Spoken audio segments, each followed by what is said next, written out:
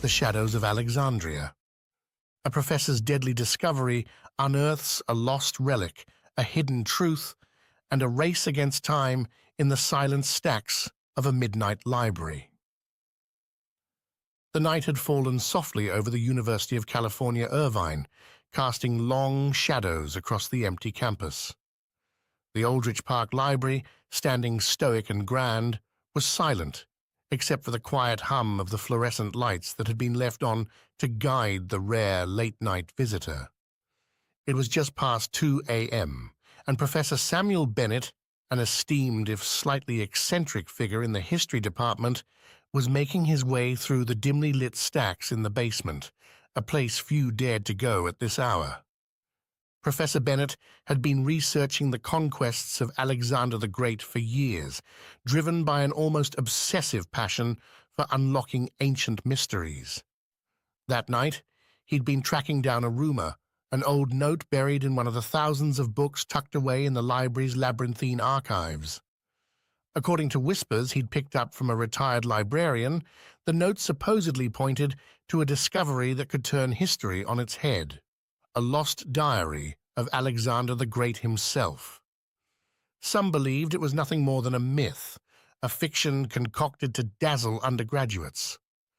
But Professor Bennett was convinced otherwise, and he'd been tirelessly digging through obscure volumes for days. And just as he rounded the corner of the shelving units on the south end, there was a sudden, eerie silence, the sort that creeps in when something goes terribly wrong. He paused, feeling a chill run up his spine, but the thought of abandoning his search now seemed unthinkable.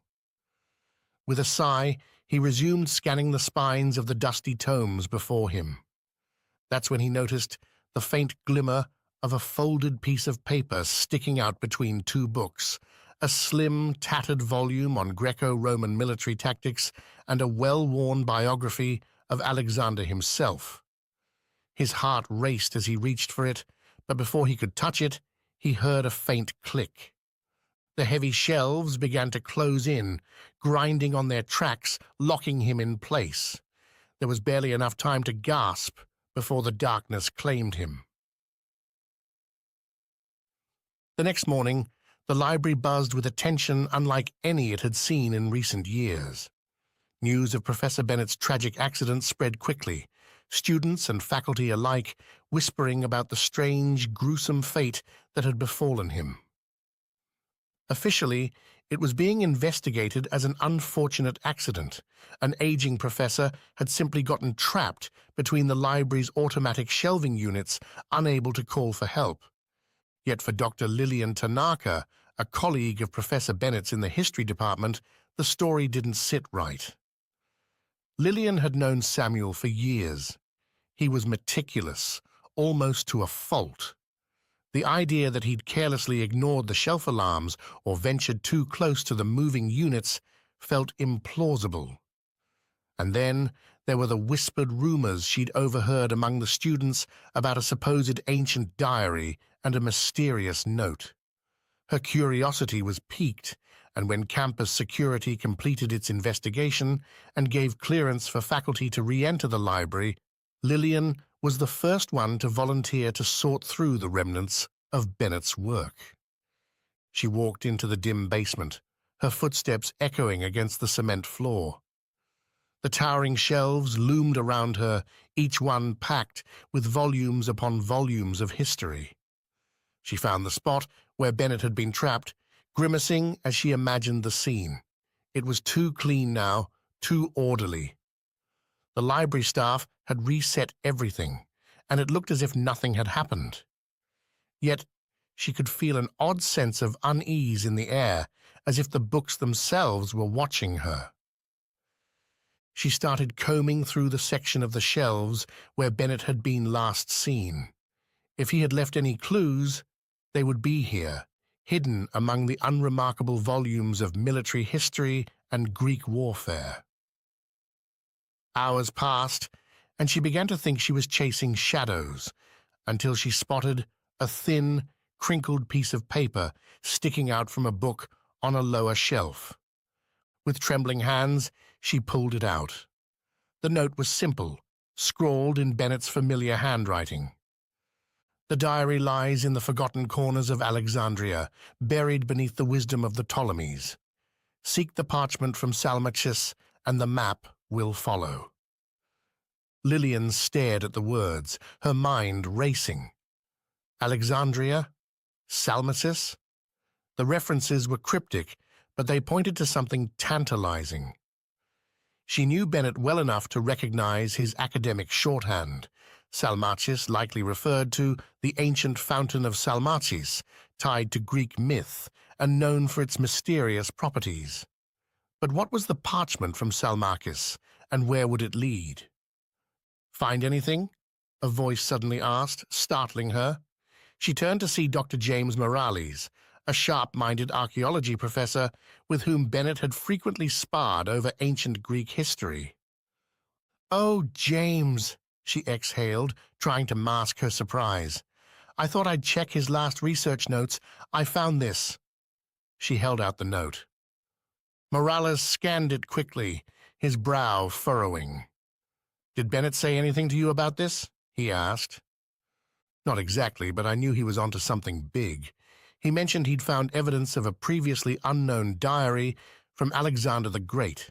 Said it was hidden in the most unlikely of places, but he never got to explain further."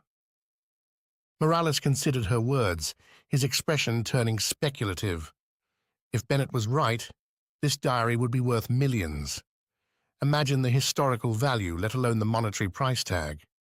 But why would he die here in such a tragic way, just as he was on the brink of finding it? Lillian had no answer, but a gnawing suspicion grew inside her. Could Bennett's death have been more than an accident? And if so, who would go to such lengths to ensure he never found the diary? Over the next few days, Lillian and Morales dove into the archives, piecing together Bennett's cryptic clues. They scoured obscure manuscripts and academic papers, tracing each of Bennett's references.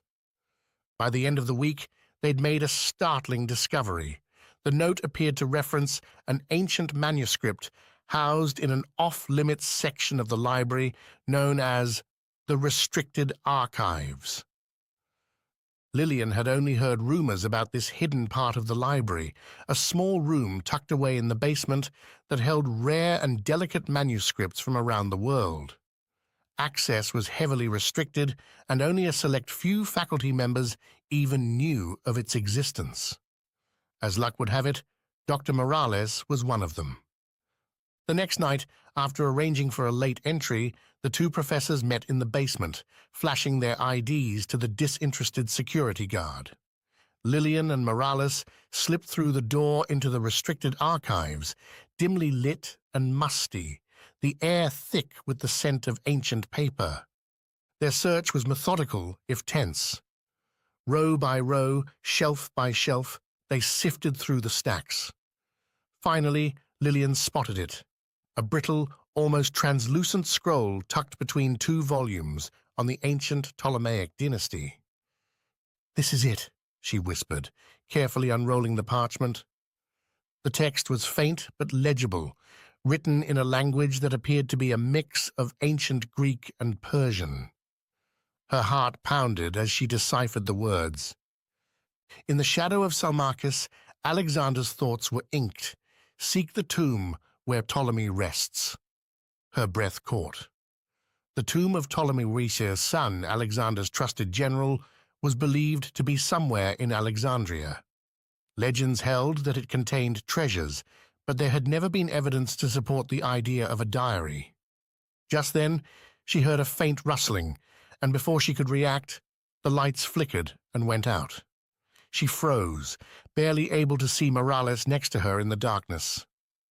"Lillian," he whispered, a hint of fear in his voice, "I think we're not alone."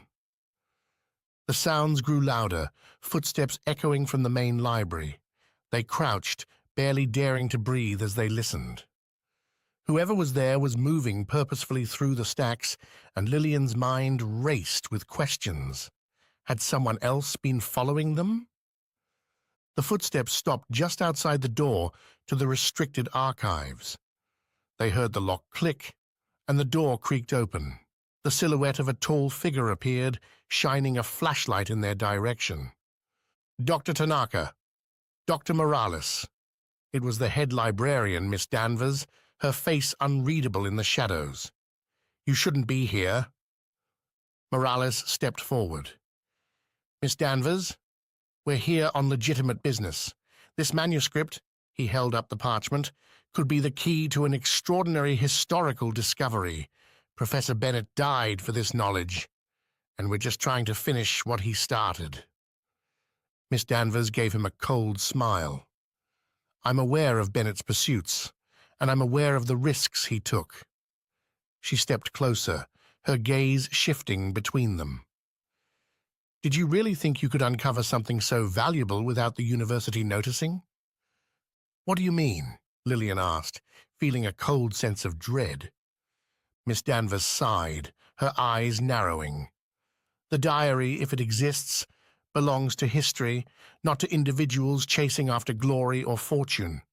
Bennett thought he could keep his discovery a secret, but there were others watching him. And when he got too close, well... She let her words hang in the air, and Lillian understood the implication. Did you have something to do with his death?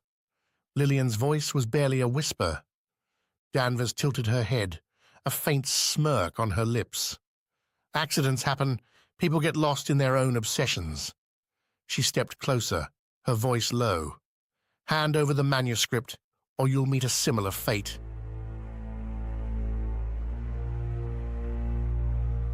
To be continued.